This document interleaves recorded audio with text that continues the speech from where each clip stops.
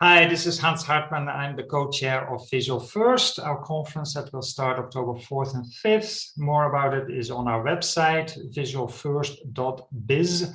Right now, dive into the podcast. The Dead Pixel Society podcast is brought to you by Media Clip, Advertech Printing, and Independent Photo Imagers. Welcome to the Dead Pixel Society podcast, the photo imaging industry's leading news source. Here's your host, Gary Pageau. Hello again, everyone. Welcome to the Dead Pixel Society podcast. I'm your host, Gary Pageau, and today we're joined by Hans Hartman, the chairman of the Visual1st conference. Hi, Hans. How are you today? I'm doing well. How are you, Gary? Good. So for the 7 people out there who aren't familiar with the Visual1st conference, can you give us a thumbnail sketch of what the Visual1st conference is and what the objectives of the conference are? There might be more than 7, but well, I'm just saying it's a very well-known conference. So yeah. Well, maybe one thing that's of interest to I think everybody in the audience is how we started and where we are at now. So it was initially called Mobile Photo Connect. It had the word connect in it, which is very crucial to what is still Visual1st as well. But then it also had the words mobile and photo in it. So over time, so we started when smartphone photography sort of became real, and there were a lot of naysayers like, hey, it will never be good enough quality. And we said, no, look at all the innovation happening. That was so the early days of smartphone photography. That's why we had the word mobile in it. We also had the word photo in it. But over time, mobile sort of became more and more of an empty term because almost everybody has a mobile aspect or mobile strategy. Like in the old days, companies called themselves internet companies. Right, exactly. Doesn't mean anything anyway. Right. And it's the same for mobile. So that's one reason why we renamed the conference a couple of years ago to Visual1st. It's more than mobile photography. It's cloud, it's desktop-based, it's web-based, mobile is everywhere.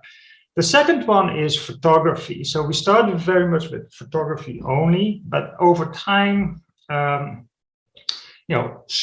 initially short form video, we actually had a term like 3 or 4 years ago that we called phodio. So it has sort of in between a photo and very short form video. But as video became bigger, we expanded beyond photography because a lot of use cases are very similar between photography and videography. Some tools are the same.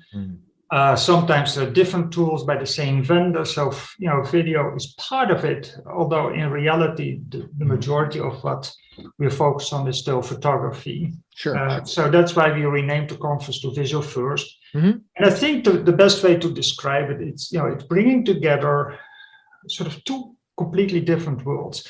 One is the startups, and there could be app developers or these days also cloud or AI developers, sometimes very early on developers. And we bring them together with typical pretty senior executives from larger photo, video, hardware, software, print, camera, those kind of industries. So it's an interesting mixture of innovation happening both from larger companies and smaller ones. And it's also an international event. That's one of the things I've noticed having attended in the past. You're meeting people from around the world who come to the Golden Gate Club in the San Francisco Presidio. I want to mention where the location is. And the dates are October 4th and 5th.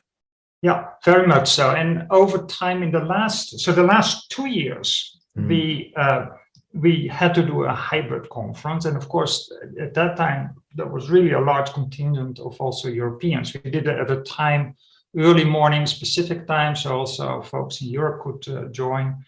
But before, so that was a large contingent of Europeans, but even before that, our last in-person conference, we had about 30% coming from Europe.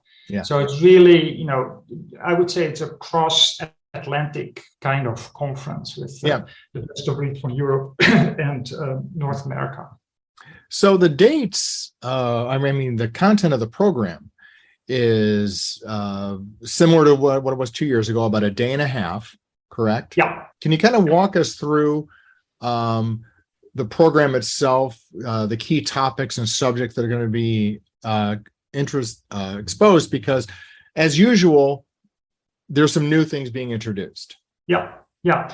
And maybe you can split it up between the topics and sort of the format. So let's start with the format, what kind of sessions we have.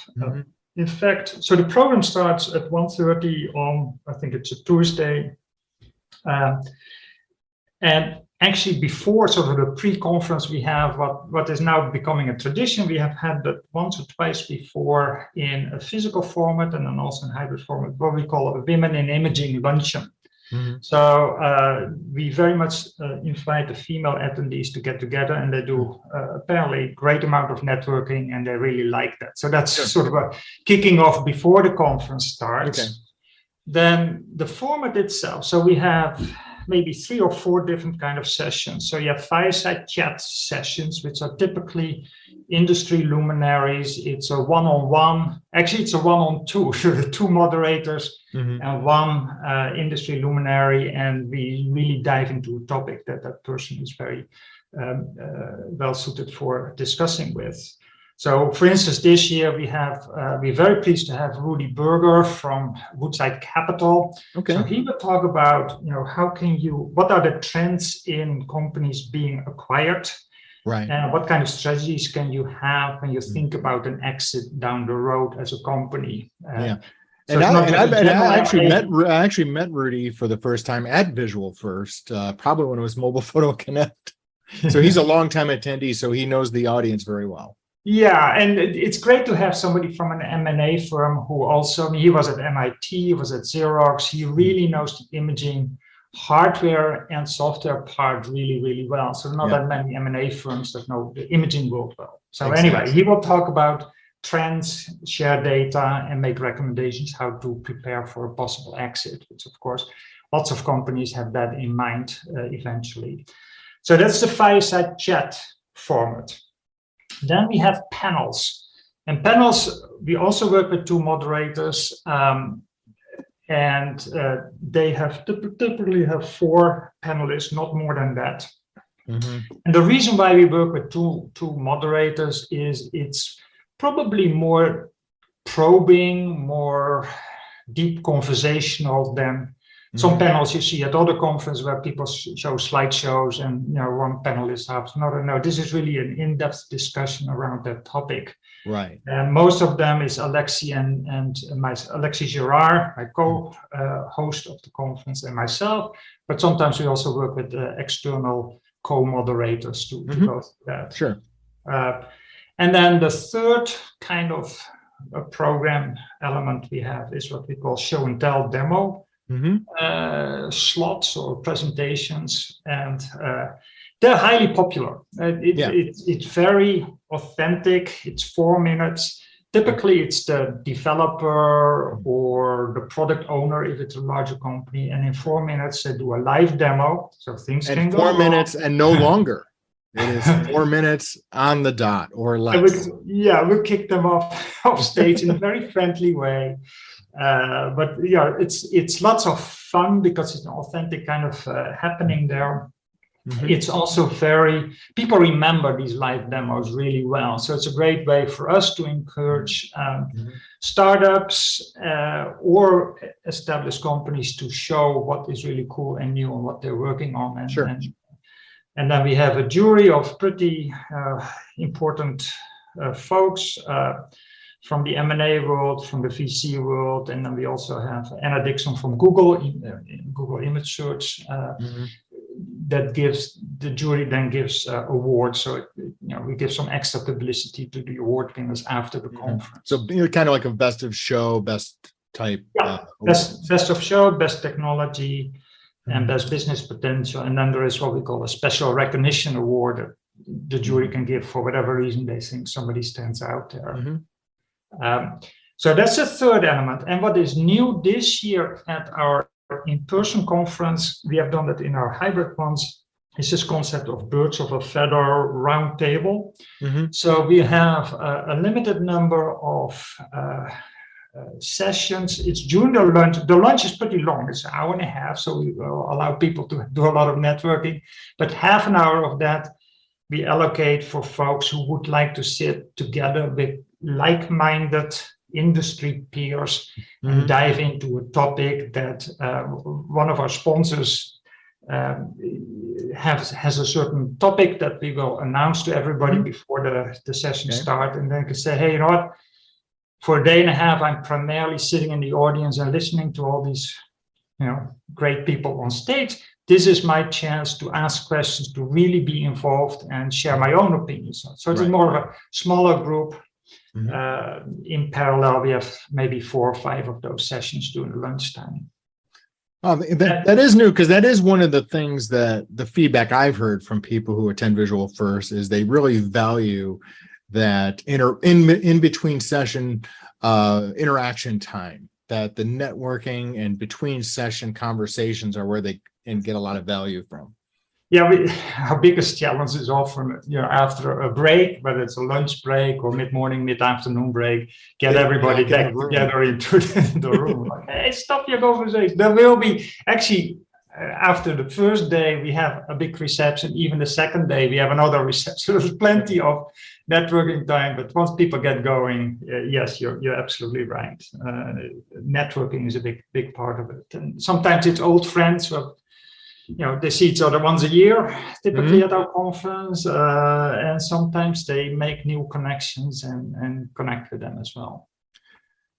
So let's segue into the established programs, the 4 or 5 major topics where you're going to have panels or presentations, because those are the things that I think people, that's kind of where they get the top line impression of what the content will be about. Yeah. So the 4 panels at this point, maybe we'll have a 5th panel, maybe not. We don't know yet. But there are 4 panels with very distinct topics that we feel passionate about. And we think it's a good time this year, now in the fall, to dive into that. So one is what we call a panel that will dive into the sustainability practices among photo printing or photo print fulfillment companies. Right. So we did a webinar, what we call a Visual1st Spotlight, on June 22nd. We had more than 70 people from, again, both primarily Europe and North America participating in it. And in those, we had like 11 or 12 photo printing companies share what kind of going green kind of initiatives they were taking. So at Visual1st itself in October, instead of replicating, these are all the kind of things that people could be doing, we covered that in that spotlight. Now it's more about sort of how do you do it? What is the nitty-gritty of doing sustainability audits? What kind of standards are there? What kind of strategic decisions do you need to make, etc. So a little bit more getting into the details of photo print sustainability practices. Okay. That's one, and the co-chair of that panel will be Rick Bellamy, as many of you know, in the past with RPI, as CEO of RPI, and also very active in the board of D-Scoop. So he will be a co-moderator of that panel. Yeah, and Rick has really taken on industry sustainability as a passion with his new consulting company. So I couldn't think of anyone in the industry who is more engaged and involved in this topic than Rick. Yeah, and exactly. And that's why I'm very pleased that he is helping us to put that together. Yeah.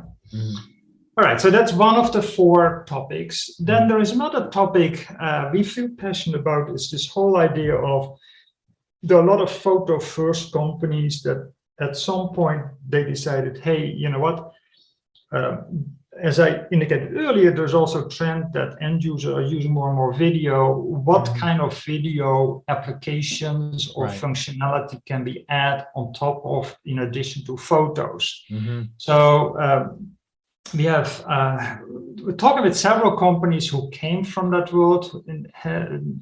One in particular that has already signed up to speaking is PixArt. And they are what's called a unicorn. They have, what is it, 300 million active users, very big. They started with photo and effects kind of things, and they really build out the video applications as well. Yeah, they've got about 6 or 8 apps in this space, whether it's creating music videos or video editing or photo editing or hybrid. So they've got a very large portfolio of apps, actually. Yeah, it's a big company these days. I mean, they spoke maybe 7 years ago or so, and they're relatively small. They've grown very, very fast, and like I said, the evaluation is at a unicorn basis. So they're great, and there will be more along those lines. And the big question is, should you go best of breed with only photo functionality? Should you go video only? Should you maybe combine it in one application?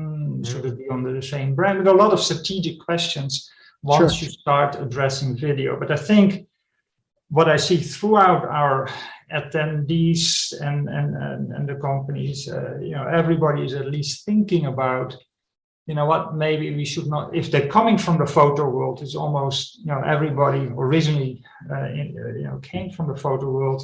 Almost everybody thinking, well, at some point we need to do something with video, right? And whether it's baby steps first, like slideshow animations, or maybe a little bit farther going, everybody's thinking about. So we want to have some innovative companies who can show and tell and share their perspectives on that.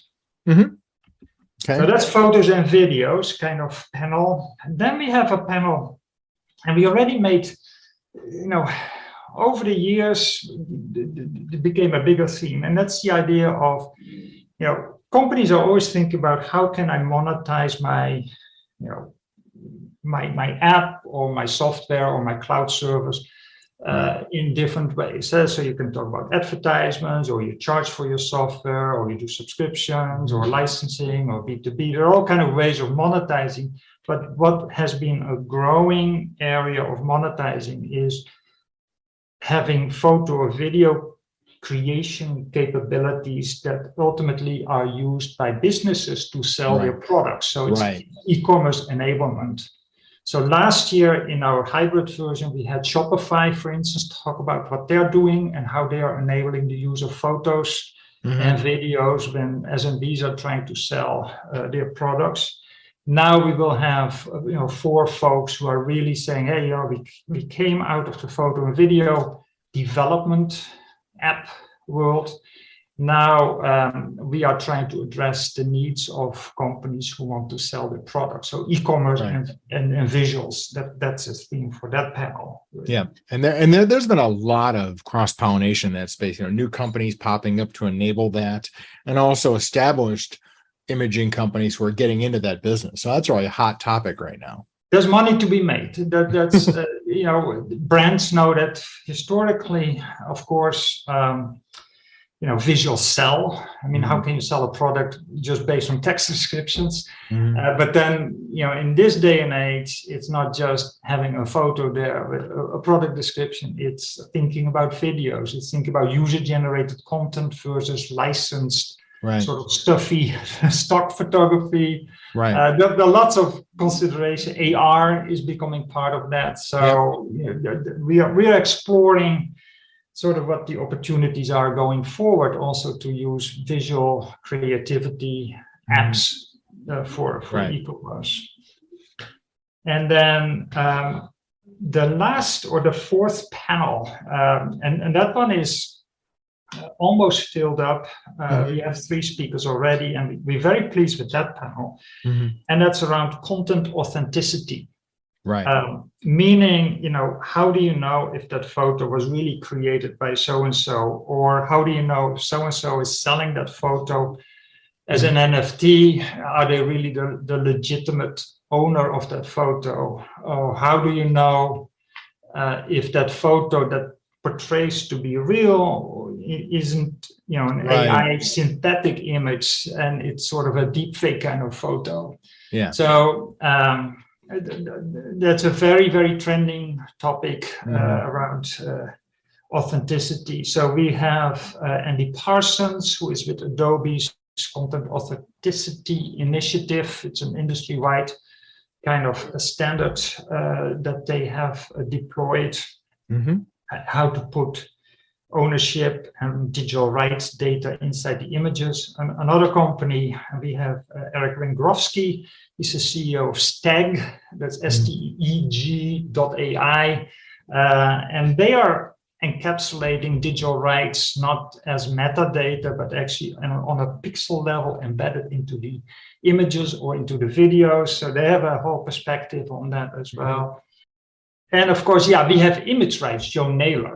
They trace down if photos were illegally used, and then they have services to go after the user, so you get compensated for illegal use there. So there's a company called Image Rights. Yeah.